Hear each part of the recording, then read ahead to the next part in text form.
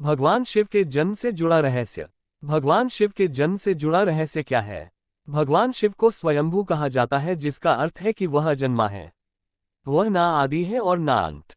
भोलेनाथ को अजन्मा और अविनाशी कहा जाता है। तो आइए जानते हैं उनके जन्म से जुड़ा रहस्य क्या है। त्रिदेवों में भगवान शंकर को महत्वपूर्ण स्थान प्राप्त है।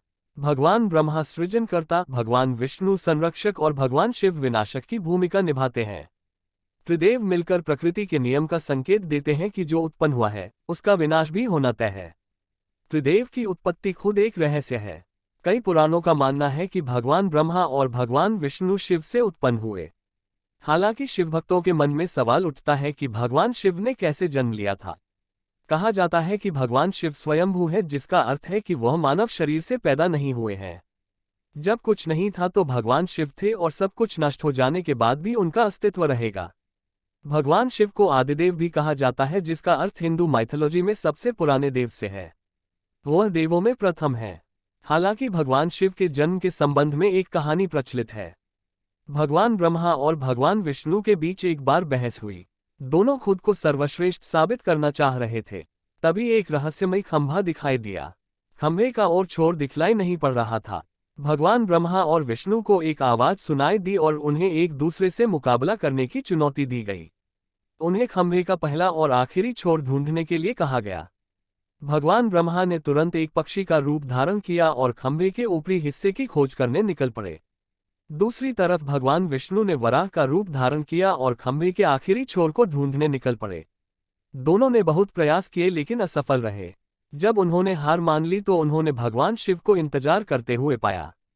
तब उन्हें एहसास हुआ कि ब्रह्मांड को एक सर्वोच्च शक्ति चला रही है, जो भगवान शिव ही है।